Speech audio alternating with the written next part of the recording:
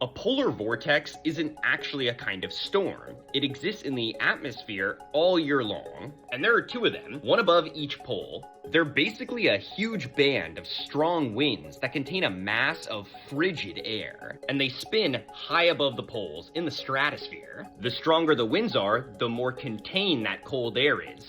And the northern polar vortex flows above the polar jet stream, which sits closer to the surface of the Earth in the troposphere. When the polar vortex is strong, it encourages the jet stream to keep the cold air in the north, and when that happens, the jet stream is pretty straight and predictable.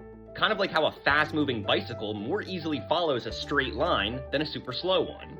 But when the polar vortex is disturbed, it can slip off the pole or even split, causing the jet stream to wobble. Its path becomes wavy, and Arctic air spills out to the mid-latitudes, sometimes as far south as Florida. That's when places experience sudden cold snaps, and the effects can linger for weeks. So the polar vortex isn't new, but what is changing is how often it destabilizes, and scientists are still studying how climate change is influencing that behavior.